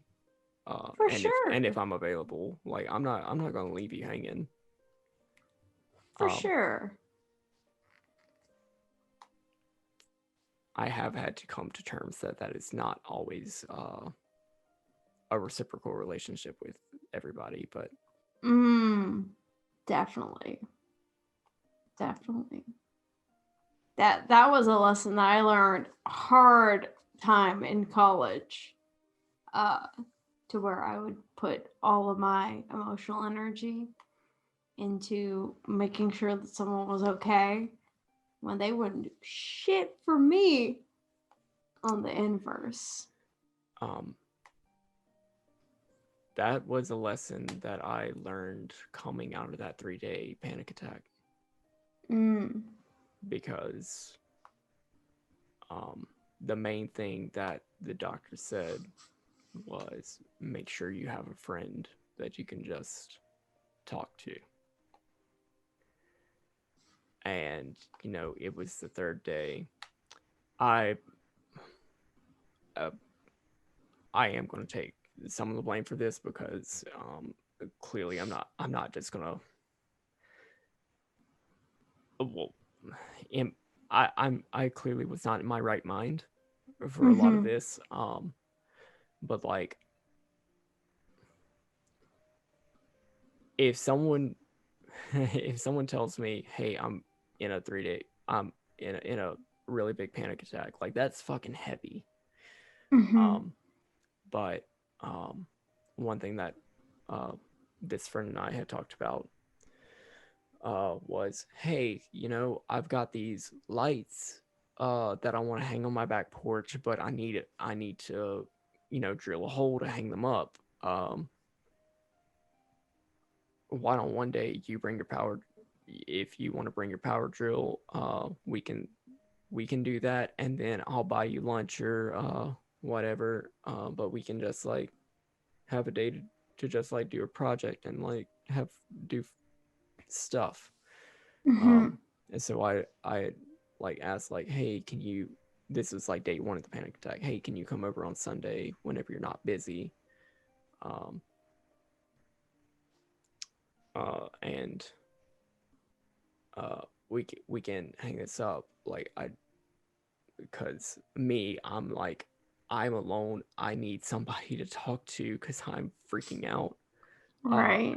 And I'm gonna set up this thing where like, oh well, they're just helping me with something simple. They don't need to know that I'm going through this, but I just really need to see somebody right now. Yeah. But they were dealing with the fallout of some stuff happening, and did not get in contact with me. Didn't tell me that Mm. they couldn't make it or anything. That like they were clearly preoccupied with some very serious things. Um, but I'd like to think that I'm somebody that you can depend on. For sure. For sure. Hell yeah. Right. Oh wait. Do Yeah. I need to press this button? Yeah. The next screen button? That's Yeah, me. I think this is going to be our last question. I think so. Damn, okay. Alright, you're gonna play me a sound. It's probably gonna be like a dog or something, knowing how this has been going. Okay, that's a car? It is an automobile. What the fuck?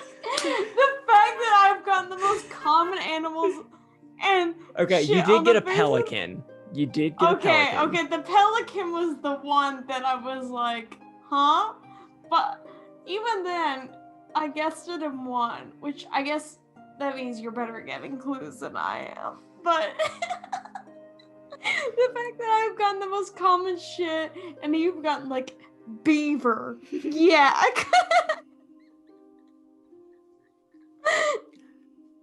I would have fucking got y'all if they said baby alligator. Okay. All right. What's something you're grateful for that the other player shared today? Aw, that's a good one to end on. Oh, that is good. I mean, honestly, like everything TBH, but like I'm grateful that you shared like I guess the parts where you were struggling. It's just that's hard to talk about for sure. Yeah. Especially when you're raised in like a family dynamic and a culture to where you need to be like more stoic for sure. And like I'm sure it's even harder when you're like a southern man, a southern dude, right? Yeah. Yeah. Where at least I'm allowed some bit of vulnerability, being more like femme presenting. But like being vulnerable, especially in like an online space, right? I'm very appreciative of that, and that you're willing to talk about that and like your health, physical and mental, and even like your lack of success with it, because a lot of people talk about their success with like counseling and medical management of their mental health, but it's maybe not as much so with uh or not so success with it. Their their shortcomings with it. So Yeah. I guess I'm just very appreciative of your honesty in your journey. For sure. For sure. Since this is the last question and we started with you, I am going to make this one reciprocal. Uh, Oh. but yeah, the as a Southern man, uh, yeah, I don't give two fucks about that. I like though that is another set of expectations that was placed on me that I have also been traumatized for. Um, Mm-hmm. and at times it does bubble up, like say earlier today, I was leaving Louisiana, and outside of the gas station of the town where I went to high school, I was waiting in line to, get a couple bags of chips for my 8-hour drive back to Texas. Oh Lord. Um, it's just like a long line of people from the town, most of them all masked up, 6 feet apart and everything. But there's a larger Southern gentleman uh, walking in. I'm like, oh, that guy has a really nice beard. I can see his beard. What the fuck? Oh no. Um, and he is in his real tree camouflage jacket, um,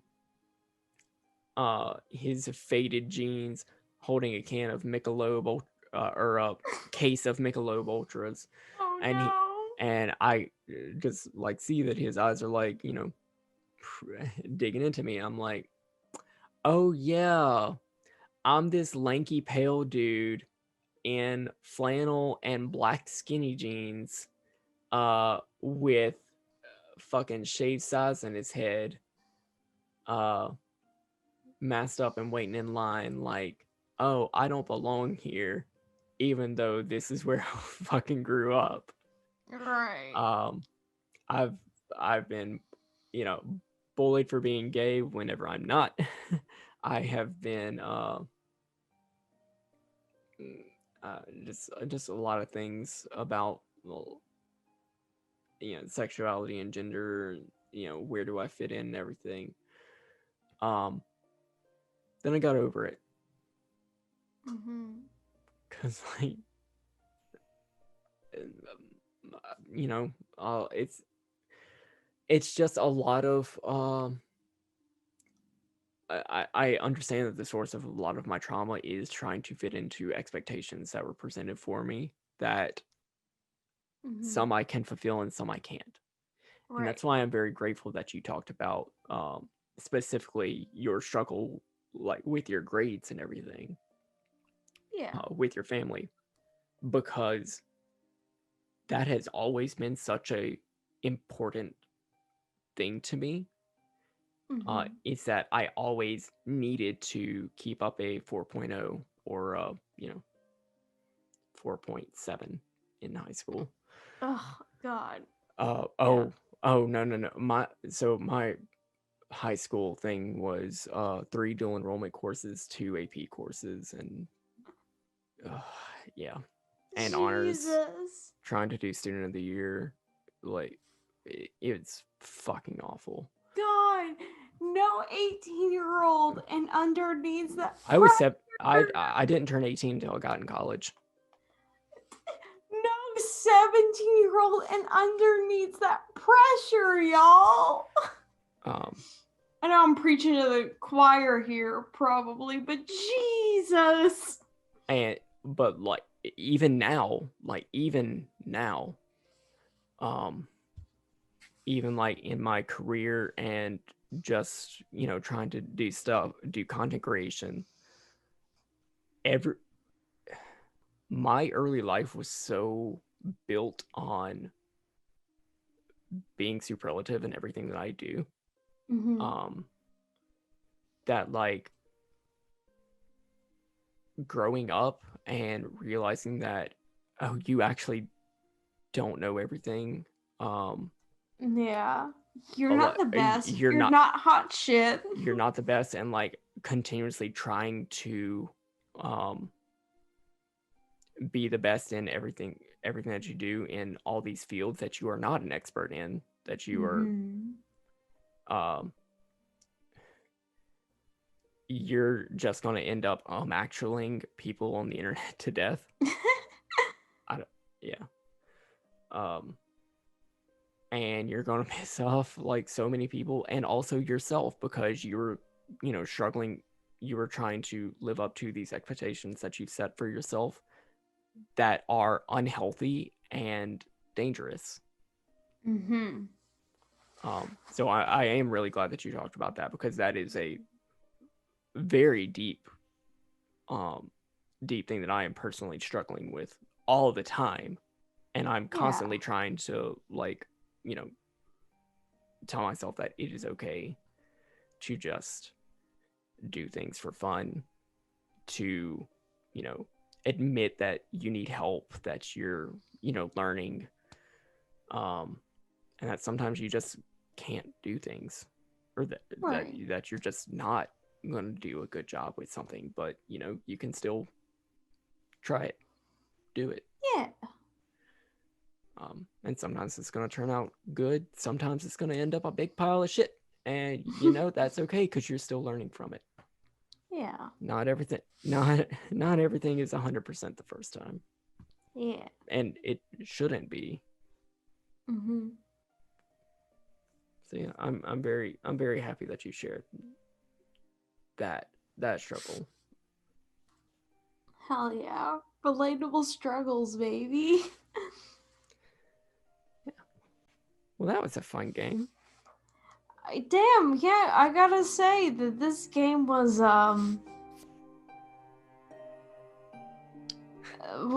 good. Like I thought that it was gonna like, I was nervous.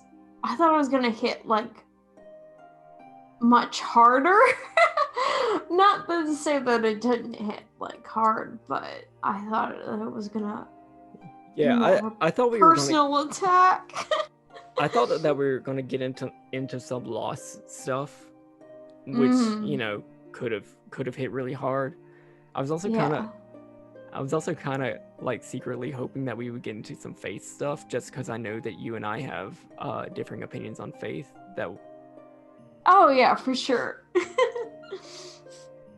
But I feel good. I do too. Yeah, everything that we talked about, I feel comfortable that we talked about. At least on my end. I don't want to speak for you, but yeah, no, nothing was too like, oh god, I wish I didn't say that. Yeah, and I would definitely be down to do this again at some point. Yeah. I don't know if y'all like that and y'all want to see more playthroughs of this game or any other like just party games that are deeper.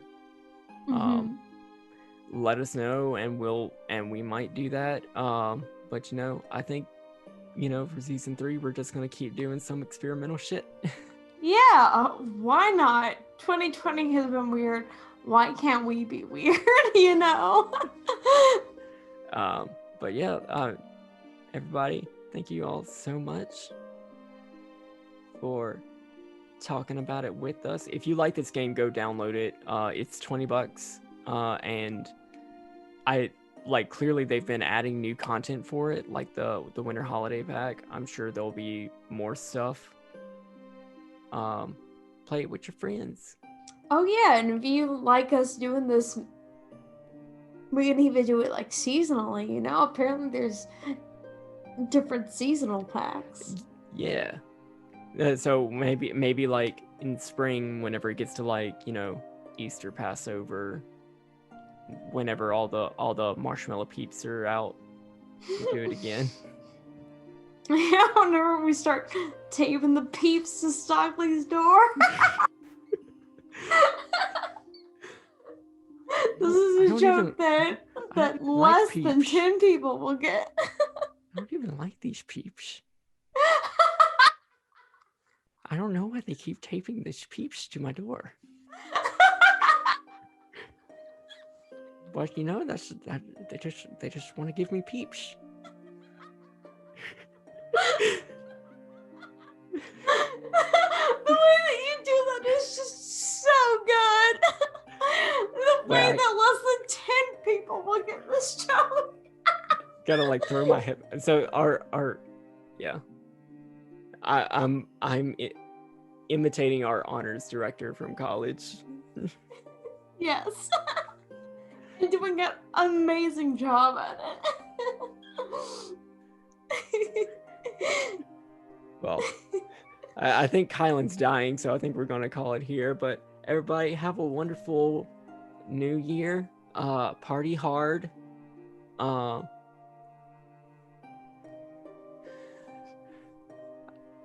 Enter 2021 with low expectations. That way they cannot be crashed. Let's go. Low expectations, baby. I had I didn't expect anything, and yet I'm still disappointed. Oh no. All right, everybody. Bye. Goodbye, y'all, and have a great 2021. Hopefully, fingers crossed.